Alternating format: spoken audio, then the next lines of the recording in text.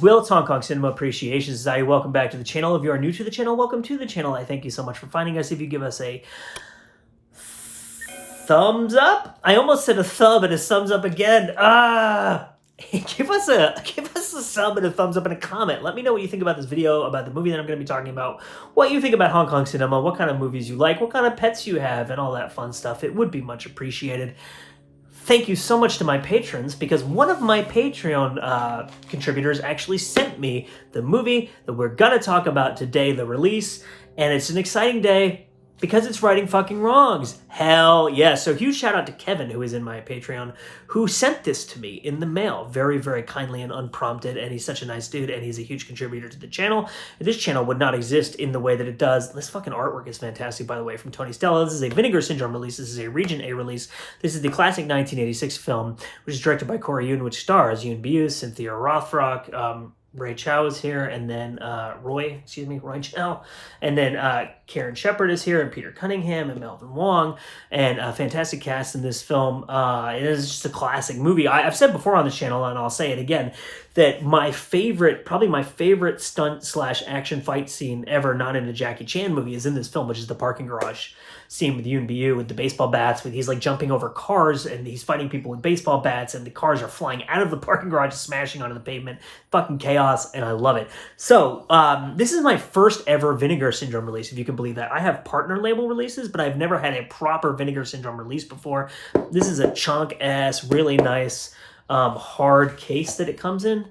So the packaging here is absolutely fantastic. I'm going to walk you through some aspects of this release. I'll say this is a very, very, very good release if you are in Region A, if you are a fan of Hong Kong cinema, if you are considering getting into Hong Kong cinema, if you like 80s action movies, if you like kind of like Death Wish type of movies, canon films, like that kind of stuff. This movie is fantastic. There's nothing not to like about it. It is awesome.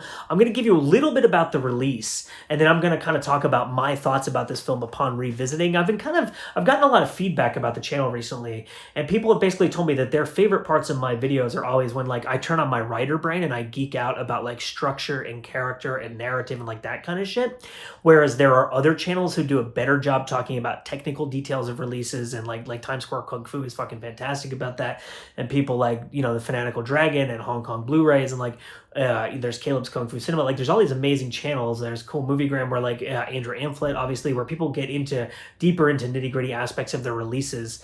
And do a really great job of covering that. And what people like about my channel is when I turn on my writer brain and I geek out about stuff. So if you're new here and you don't know about my writer brain, let me tell you, I have a graduate degree in screenwriting, and I was a script reader for about 8 years professionally. I did it freelance. I still sometimes do it freelance. I did work at Lionsgate for a bit. I was an intern at Lionsgate. So I read screenplays and I basically write like book reports on them, if you want to call it that. And I tell people what I think about them, what could be changed, what could be made better, what's not good about it. And I do that for producers and for studio people and for actors, and I've done it for screenwriters themselves who are trying to improve their screenplays and stuff like that. And then I also wrote a novel, and the novel is coming out. It is in the editorial process with the publishing company right now, so I don't know if I'm a novelist now or I'm a novelist once it's published, but at some point in my life I will be a novelist.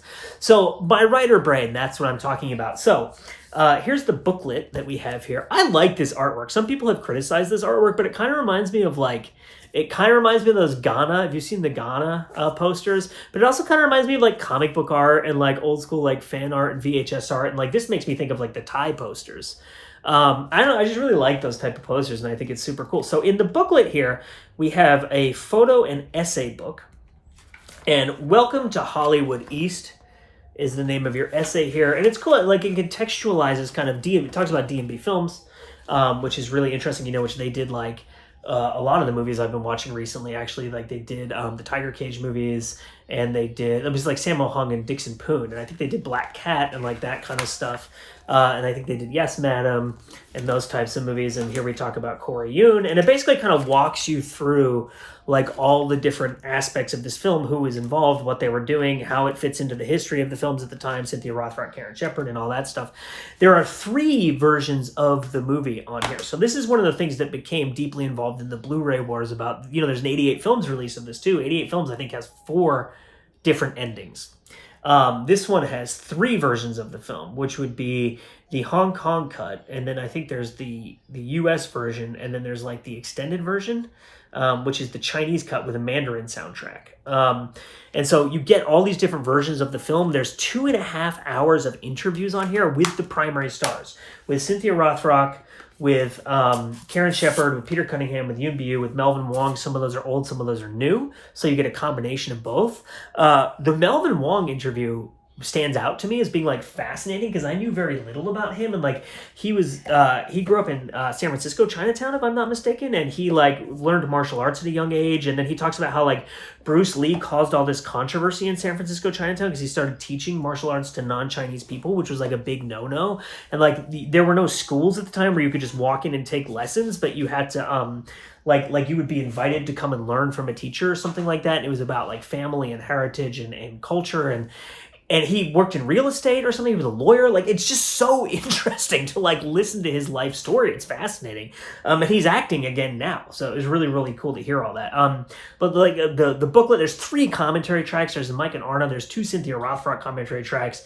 And there's the documentary on here. And so basically everything you would want in a release are really, I don't think there's a Corey Yuen interview, so maybe that's like one thing that's lacking, but like you learn everything you could want to learn about this film through the actors who were in it and from the commentaries from Mike and Arna. And it's just like a really fantastic release, not only to get you into this film, but to get you into Hong Kong cinema in general, because the documentary, so Vinegar Syndrome doesn't put out a ton of Hong Kong movies. And I think this is an interesting release because I think that they're probably going to get a lot of people buying this who are interested in the Vinegar Syndrome brand, who are interested in 80s and 90s action films and B movies and grindhouse movies and stuff.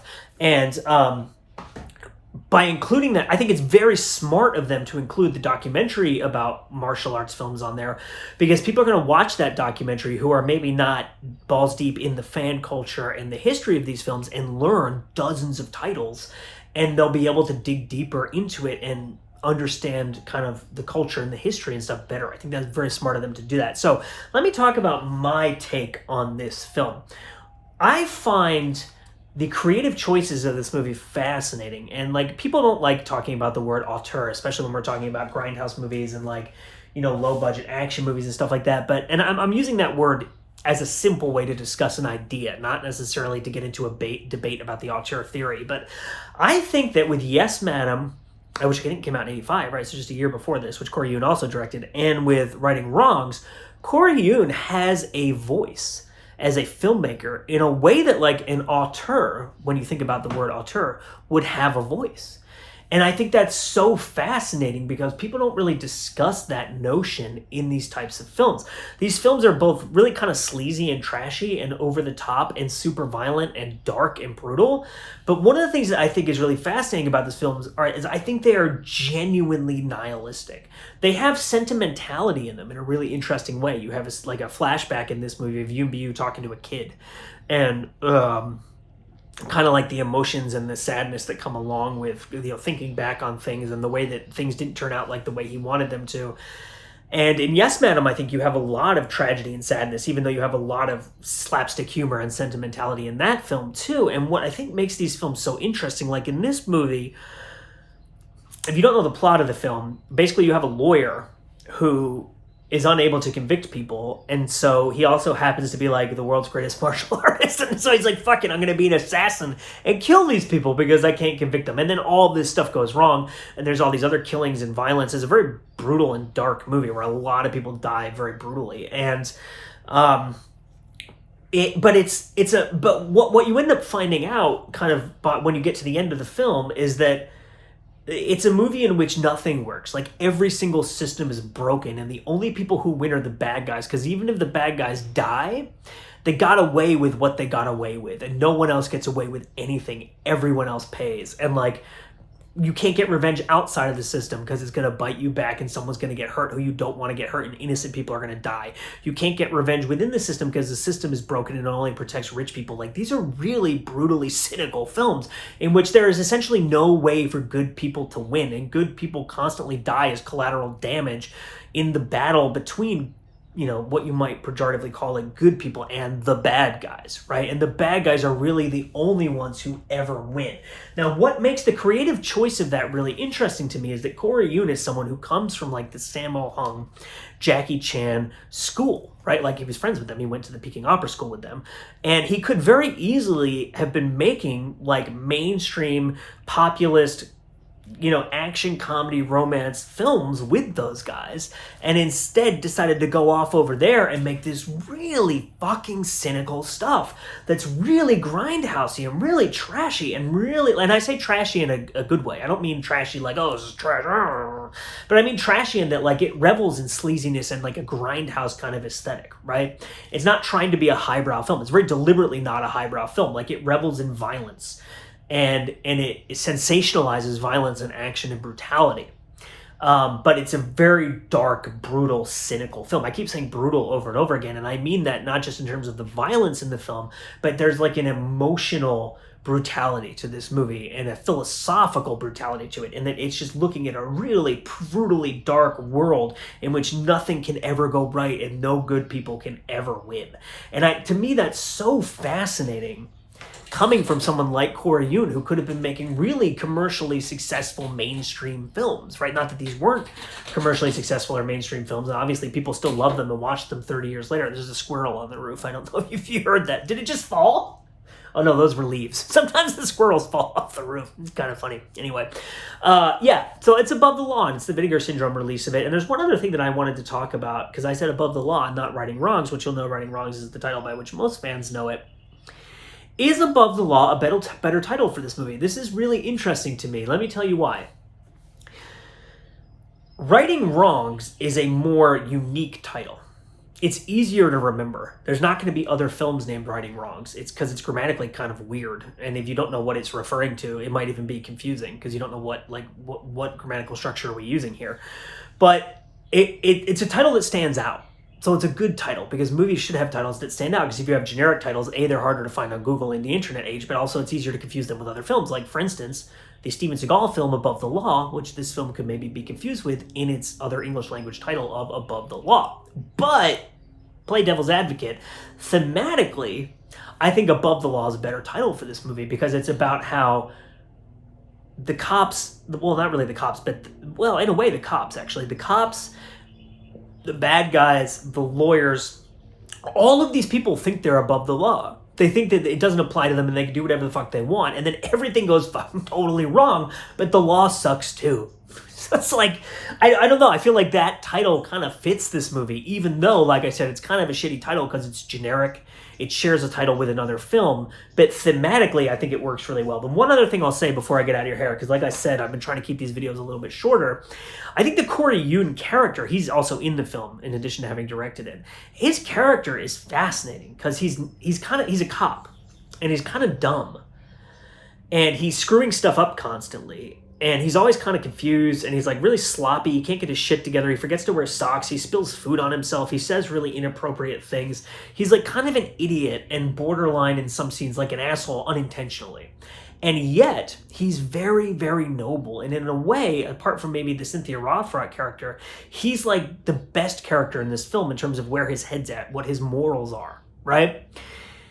And it's just really interesting to see. You don't often see heroic characters who are morally righteous characters who are kind of like fuck-ups and kind of dumb, right? Like, even if they're fuck-ups, they're smart. People don't like dumb characters. And I think Danny Lee did a really good job of this in the film Final Justice, if you've seen that. His character is not book smart at all. He's kind of stupid. Like, he fucks up his reports. He can't write in English properly, like all this shit. He's constantly getting in trouble with the bureaucracy of the police because he's not intelligent in the way that we would define that in terms of like book smart, academic smart, but he's really street smart. The Corey Yuen character is really interesting because in a movie in which very, very rarely does anyone do what you might consider the right thing, he always does the right thing, but he's kind of dumb and he kind of fucks it up sometimes. So it's just really interesting dynamic there. And I think that the characters in general are really well done in this movie. Every character has a goal, has a desire, and they have agency, and their goals and their desires drive what they're doing in the film. So it doesn't feel like they're all just trapped in this kind of Deus Ex Machina machine that is going inexorably towards one place that we all must go together. They're all kind of moving in different directions, and it creates a really interesting kind of sense of chaos in a way in the film of like this character might be a protagonist in this sequence and this one might be in this sequence, and I really like that type of writing. So my name is Will. It's Hong Kong Cinema Appreciation Society. We are talking about the Vinegar Syndrome release of Righting Wrongs. Like I said, I really don't see any reason not to buy this unless you have the 88 Films release. So thanks for watching, and we'll see you next time.